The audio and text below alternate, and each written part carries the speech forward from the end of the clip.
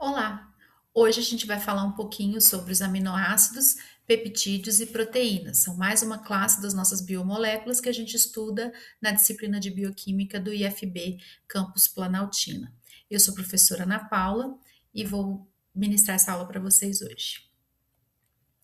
Bom, as proteínas, elas têm diversas funções no nosso corpo, né? Elas podem ser classificadas como enzimas, né? Podem atuar como hormônios, elas fazem parte, constituem, né, a estrutura de músculos e tendões, elas constituem pele, pelos, unha, cabelo, elas estão presentes no sangue, como a hemoglobina, né? A gente tem várias proteínas também no plasma, tá certo? E também elas têm uma grande importância no papel do sistema imunológico, porque elas vão mediar os processos de resposta inflamatória e de ação na produção de anticorpos. E as proteínas, elas são polímeros de L-aminoácidos. Todos os aminoácidos que constituem as proteínas, na sua grande maioria, são L, ou seja, na questão da estequiometria, da passagem de luz, da refração da luz, eles estão posicionados como substâncias levógenas, é diferente dos carboidratos que são destrógenos.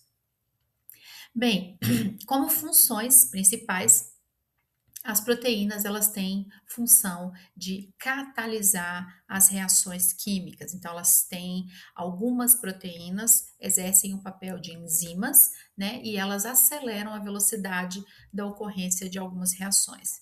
Elas estão envolvidas também no transporte e armazenamento de substâncias e nutrientes, né? O movimento coordenado, a forma da célula, a absorção de nutrientes, ao transporte, ao movimento de pseudópodes, né, de fagocitose da célula também, a sustentação mecânica, né, a força dessas células, ao sistema imune, né, como eu falei, porque elas vão mediar esse processo de resposta inflamatória. Proteínas também estão envolvidas nos impulsos nervosos, né, da transmissão dos impulsos nervosos entre os neurônios ali nas sinapses, né? E também elas são importantes no processo de controle celular e diferenciação também. Bem, os aminoácidos são as unidades estruturais, as unidades que formam, que constituem as macromoléculas, que são as proteínas. E como os aminoácidos são constituídos? Como vocês podem ver na imagem, os aminoácidos, eles têm uma estrutura geral, tá? É o carbono, que a gente chama de carbono alfa, e esse carbono alfa, ele tem 4 grupos ligados distintos, tá certo? Então, todo carbono alfa, todo aminoácido possui um carbono alfa. E nesse carbono alfa eu tenho o hidrogênio ligado, eu tenho um grupo COO-, que é o grupo carboxílico, e tenho um grupo NH3+, que é o grupo amino. E por último, eu tenho um grupo R. E esse grupo R é o radical. O radical varia de acordo com o aminoácido. Nós temos 20 aminoácidos existentes na natureza, né? E esses aminoácidos, eles diferem, todos eles possuem essa estrutura básica do carbono alfa, e o que difere é o grupo R. Então, por que chama aminoácido? Porque eu tenho um grupo amino, que é o grupo carboxílico, o grupo amino, desculpa, o grupo nitrogenado, e o grupo ácido, que corresponde ao grupo carboxílico, tá certo? Então, eles são anfóteros. Então, eles têm tanto cargas negativas, cargas ácidas, como também cargas básicas. Agora, o que vai diferir um aminoácido do outro? Vejam que eles são classificados por grupos, né? Então, eu tenho aminoácidos polares, eu tenho aminoácidos carregados positivamente, aminoácidos neutros, aminoácidos carregados negativamente. E o que vai diferir é exatamente o que constitui o grupo R. Glicina é o aminoácido mais simples, esse grupo R é o hidrogênio. E daí vai variando de acordo com o tipo de aminoácido que vocês se depararem. Então, eu tenho aminoácidos com cadeias carbônicas, que tem mais grupos amino, né? Então, eles vão ter mais cargas positivas do que negativas. Eu tenho aminoácidos que têm grupos carboxílicos, então eu tenho mais cargas positivas, então são aminoácidos de caráter ácido. Eu tenho aminoácidos com anéis aromáticos, então eles vão ter um caráter apolar. Então, eles são importantes, por exemplo, a constituição de proteínas integrais de membrana, né? Porque vão interagir com os fosfolipídios de membrana e assim por diante. Então, os aminoácidos, eles podem agir como ácidos ou bases. Então, eles podem doar prótons, né? E aí eles vão ficar com cargas negativas e eles podem também receber prótons. Quando eles recebem prótons, eles vão ficar com a porção amino carregada positivamente, tá? E essa carga, gente, positiva ou negativa, ela vai variar de acordo com o pH. Como em aula anterior a gente já viu, o pH ele é profundamente variado, né? Ele sofre alteração conforme as cargas. E essas biomoléculas também elas vão sofrer a alteração na sua carga líquida de acordo com o pH do meio. Então, em pH ácido, as células, esses aminoácidos podem adquirir mais cargas negativas, ou no pH básico eles podem adquirir mais cargas positivas, tá? E o que vai definir esse comportamento perante ao pH do meio preponderantemente vai ser o grupo R, tá bom? A natureza daquele grupo R que estava no slide anterior, conforme os grupos de aminoácidos existentes. Então, percebam, gente, nós temos apenas 20 aminoácidos e a partir desses 20 aminoácidos a gente tem uma infinidade de proteínas que podem existir a partir da combinação entre esses aminoácidos, tá certo? Bem, então quando você vai fazer uma titulação de aminoácidos, aqui a gente está mostrando a titulação da glicina, tá? A glicina, ela é um aminoácido mais simples, ela tem um grupo amino, ela tem um grupo carboxílico. Então, ela vai ter dois pontos de inflexão nessa curva, tá? Eu tenho o PI, o ponto isoelétrico. O ponto isoelétrico, ele é definido como o pH, aonde a carga líquida dessa molécula é zero, ou seja, tanto o grupo amino quanto o grupo carboxílico, eles estão de maneira neutra, eles não estão carregados, tá? Agora, à medida que eu abaixo o pH do meu ponto isoelétrico, o que acontece? Começa a haver uma desprotonação. Então, eu vou ficar com a carga negativa em maior quantidade. Então, eu tenho pK aqui de desprotonação do grupo carboxílico, e se eu aumentar o pH, quem vai sofrer a ação desse aumento de pH, desse aumento da concentração de íons hidroxila, é exatamente o grupo amino, que vai receber prótons e vai ficar carregado positivamente. Então, essa é a curva de titulação de um aminoácido simples, que não possui grupos polares ali, os grupos radicais, que sofrem efeito do pH de maneira direta. Por outro lado, se eu olhar o glutamato ele tem no seu grupo radical um grupo carboxílico. Então, nesse caso, abaixo do ponto isoelétrico, eu vou ter dois pontos de viragem, eu vou ter dois pontos aonde esses grupos carboxílicos vão sofrer desprotonação, tá certo? Então, eles em pH ácido, eles vão estar carregados negativamente em maior proporção do que no básico. O básico vai sofrer a partir de depois que eu ultrapassar esse ponto isoelétrico. Então, gente, é importante vocês saberem, ponto isoelétrico é quando a carga líquida é nula. As cargas se anulam. O número de cargas positivas é igual ao número de cargas negativas dentro dessa estrutura molecular. Mas a gente sabe que numa proteína isso é muito difícil, porque são vários resíduos de aminoácidos, são vários grupos, né? E esses grupos eles vão interagir diretamente ali com o pH do meio. Então, dois aminoácidos eles podem unir para formar um dipeptídeo, né? E esse dipeptídeo ele é formado a partir da condensação de uma molécula de água, tá? Então essas moléculas se condensam, liberam uma molécula de água e formam o que a gente chama de ligação peptídica. E essa ligação peptídica, ela é formada a partir do grupo carboxílico de um aminoácido com o grupo amino de outro aminoácido. Então, percebam, toda a cadeia polipeptídica, ela vai ter um terminal amino e ela vai ter um terminal carboxílico. Então, ela começa com um terminal amino livre e finaliza com um terminal carboxílico livre. Então, os polipeptídeos, gente, são as cadeias desses aminoácidos, esses aminoácidos unidos entre si através de ligações peptídicas, tá? Então, a partir do momento que os aminoácidos estão unidos por ligações, nós chamamos esses aminoácidos de resíduos, tá? Então, uma cadeia polipeptídica, ela contém resíduos de aminoácidos, porque eles foram unidos através da condensação, né? Então, eu tenho resíduo de serina, glicina, tirosina, alanina e leucina, nesse caso específico aqui. E um polipeptídeo, ele contém vários aminoácidos, mais de 10 resíduos unidos entre si. E uma proteína é formada por uma ou mais cadeias de polipeptídeos.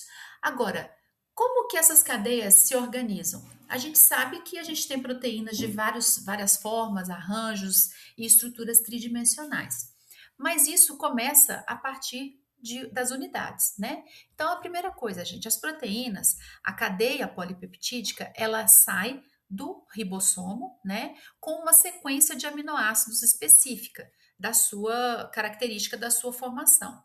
Então, a gente chama esses níveis estruturais das proteínas de organização, tá? Então, a estrutura primária corresponde à sequência certa, linear dos aminoácidos. É como se fosse um fio, tá certo?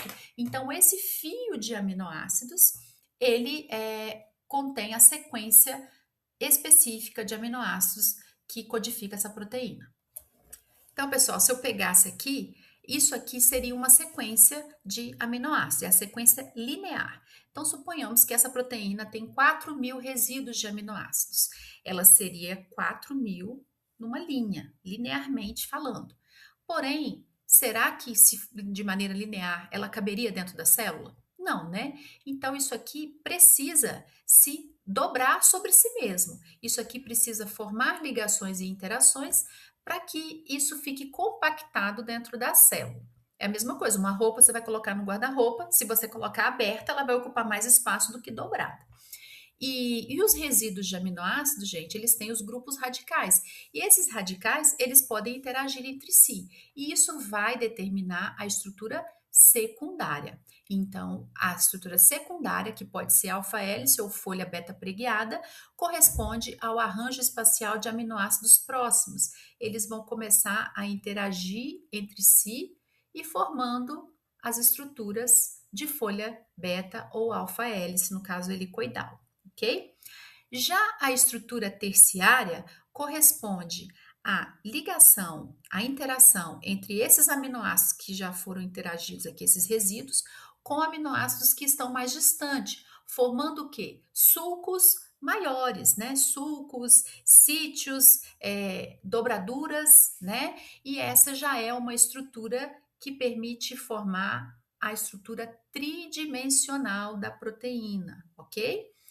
E essa estrutura ela é sustentada através de ligações de sulfeto, ligações de Van der Waals, interações hidrofóbicas, no caso dos resíduos hidrofóbicos, né? Então agora você começa a ter uma estrutura globular, uma estrutura que você consegue enxergar com profundidade, né?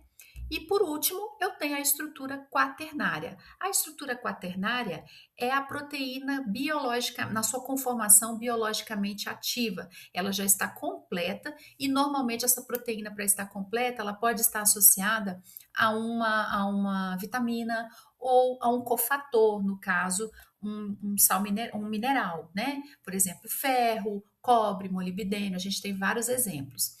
E muitas vezes ela depende da existência, da ligação desse cofator na sua estrutura para que ela tenha a sua atividade biológica, tá bom? Então, aqui também pode acontecer a junção de duas ou mais cadeias polipeptídicas para formar a proteína, a holoenzima completamente ativa. Bom, então aqui essas estruturas tridimensionais, elas vão formar, como eu falei, sulcos, estruturas, entradas, reentrâncias, e essas reentrâncias normalmente estão associadas com a especificidade da proteína, aonde vão ocorrer os sítios de ligação de substrato ou de formação de ligações químicas, se elas estiverem intermediando aí, sendo catalisador biológico, tá? Então, aqui nessa estrutura mostra uma folha beta, uma alfa-hélice, né? Aqui nós temos a estrutura primária, que é a sequência de aminoácidos, se organizou espacialmente em alfa-hélice, e essa alfa-hélice começou a dobrar sobre si mesma com outras partes dessa cadeia polipeptídica, formando outras dobraduras e uma estrutura tridimensional e uma estrutura de conformação biológica onde ela vai atuar. Aqui eu trago alguns exemplos para vocês, mostrando, né, como é uma alfa-hélice, parece uma espiral de caderno, né, e a folha beta preguiada que tem essa estrutura plana, ok? Ela pode ficar dobrando sobre si mesma ou formando mesmo como se fosse uma lâmina, tá? E essas lâminas e essas hélices depende de seções, né, dessa cadeia polipeptídica para formar a dobradura tridimensional e a conformação ativa. Então, vocês vejam aqui, por exemplo, nessa estrutura cristalográfica, mostrando alfa-hélices e folhas betas pregliadas organizadas de modo a formar o que a gente conhece aqui como a hemoglobina. E veja que a hemoglobina ela é formada por duas cadeias polipeptídicas idênticas, tá? E essas cadeias, elas estão estabilizadas através da ligação do átomo de ferro, tá? Então, sem o ferro, a hemoglobina não consegue fazer o transporte de oxigênio e não consegue manter a sua estrutura tridimensional funcional e não consegue fazer o transporte de oxigênio. Então, determinantes da conformação tridimensional são interações eletrostáticas, ligações de sulfeto e interações hidrofóbicas.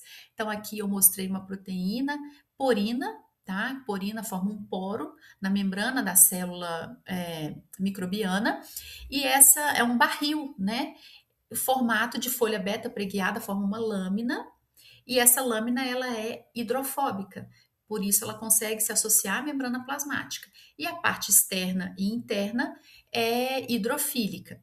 Já aqui no outra parte do desenho, eu mostro uma ligação de sulfeto, tá? São dois resíduos de enxofre de dois resíduos de aminoácidos distintos, tá? Um aminoácido está aqui nessa posição e o outro já está mais no início da cadeia polipeptídica, mas eles se encontraram espacialmente, permitindo a formação dessa ligação. Então, percebam o sulco que é formado a partir dessa interação. Então, isso aqui pode ser um sítio ativo, isso aqui pode ser um local onde vai ocorrer a ligação de um substrato ou a ligação de um inibidor dessa enzima, tá?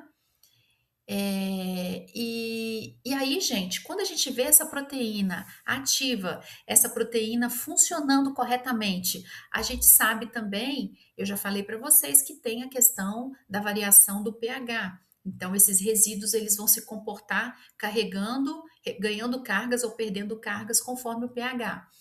E quando isso é desequilibrado, acontece o que a gente chama de desnaturação proteica. Então, o que é desnaturar? É perder a conformação biológica. Quando ela perde a conformação biológica, ela perde a sua função, tá? E essa função pode ser reversível ou não.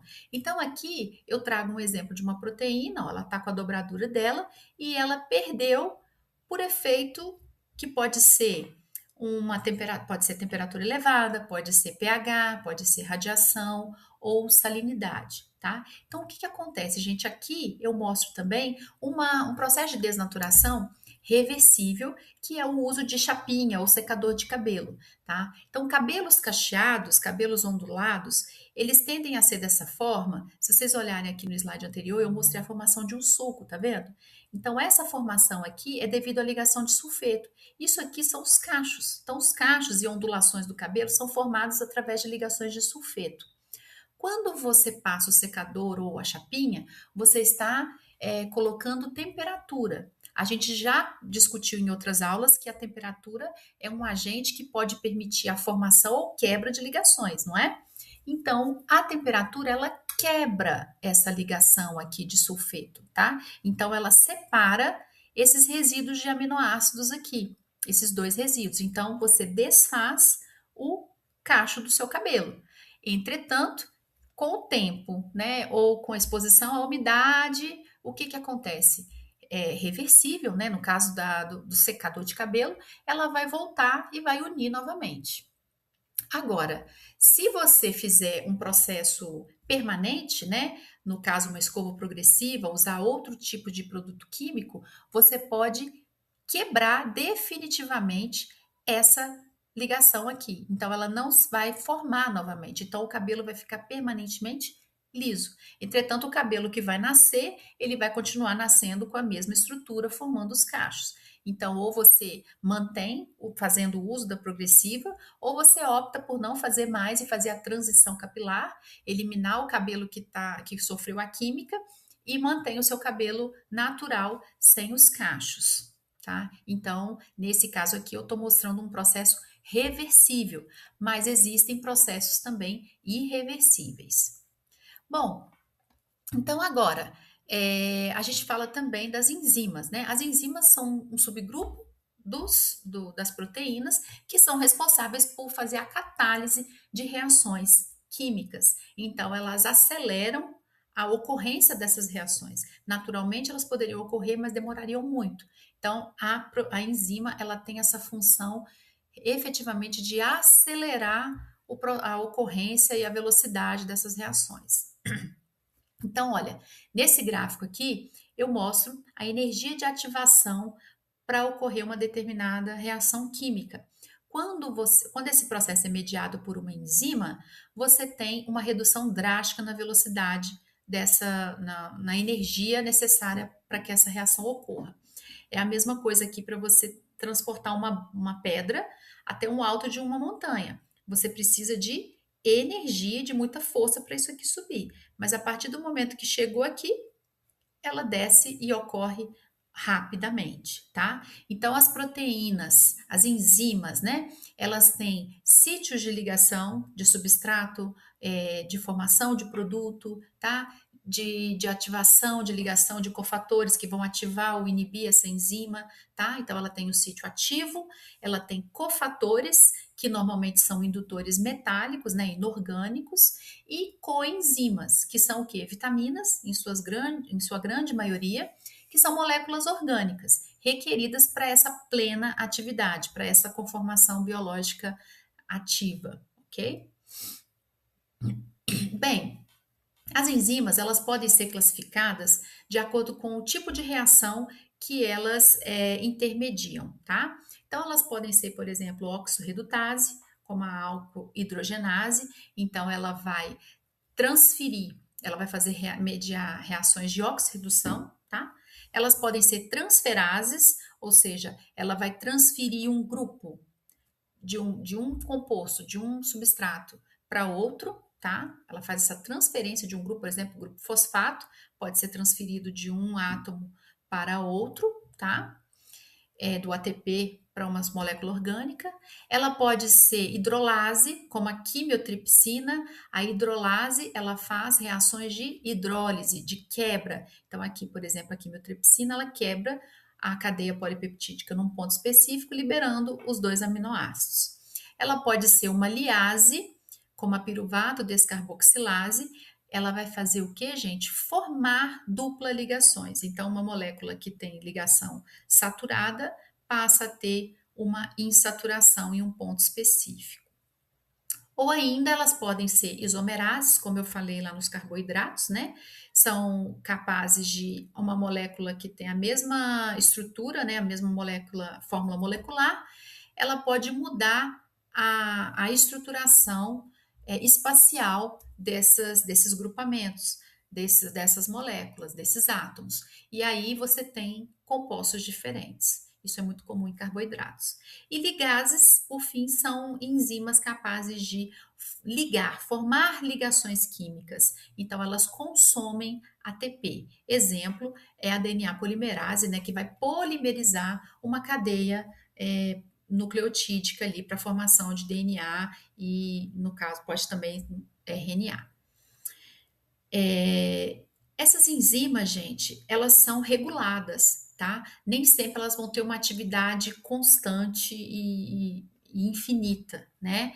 Normalmente você tem alguns parâmetros que podem inibir, ativar ou estabilizar a ação da proteína. Então você precisa desses cofatores para estabilizar, mas a quantidade de enzima do meio, muitas vezes, se está em excesso, ela mesma pode inibir a síntese de si própria, tá? Então a gente fala de regulação alostérica. Ela pode ser inibida pelo seu produto final, ela pode ser inibida pela sua síntese diretamente lá no gene, então ela vai ser uma inibição específica para ela não ser mais sintetizada, só vai ter o tanto de proteína, de enzima que já está disponível no meio, tá? Pode ser um feedback, pode ser uma inibição competitiva, uma outra substância liga no sítio ativo e aí ela não consegue mais digerir o substrato. Ou não competitiva, ela pode simplesmente obstruir a entrada dos substratos para a reação ocorrer. Mas o mais comum é a inibição por feedback, ou seja, ela sintetiza uma reação química, ela catalisa uma reação química e o produto final dessa reação é responsável por inibir a sua própria atividade. Então, ela vai ser regulada, ela não vai agir infinitamente catalisando essa reação química, tá? E a quantidade de enzima do meio é regulada pela expressão gênica, como eu falei. Então, aqui, só voltando, você tem no gráfico uma atividade mínima, uma atividade ótima, que é o ápice, uma distribuição normal aqui, né? E uma atividade final, né? Que é onde ela já não, ela volta para a atividade mínima. Então, você tem uma faixa ótima aonde a enzima atua. Então, o que acontece, gente? Por exemplo, quando a gente tem febre, a febre eleva a temperatura do nosso corpo, né, em resposta inflamatória, né? Faz parte do nosso sistema de defesa para tentar matar esse agente, eliminar esse agente patogênico que está causando doença. Porém, a febre, esse aumento de temperatura vai inferir diretamente nas enzimas do nosso corpo. As nossas enzimas estão adaptadas para agir, têm atividade ótima, em torno de 36,5. À medida que você eleva a temperatura, vai acontecer o que eu falei de perda de função, de diminuição da velocidade das reações. Então, as reações vão ficando mais lentas. Então, quando você tem uma febre, é normal que você sinta cansaço, né, prostração, e você precise desse repouso. Por quê? O seu corpo está agindo, as suas enzimas estão agindo de maneira mais lenta, né? E concomitantemente a isso, ocorre também a desnaturação parcial de algumas enzimas suas, porque elas vão perdendo a função. Se você chegar a 39, 40 graus, isso vai piorando, né? Então você começa a ter desnaturação. E existe no nosso corpo o que a gente chama de chaperonas moleculares.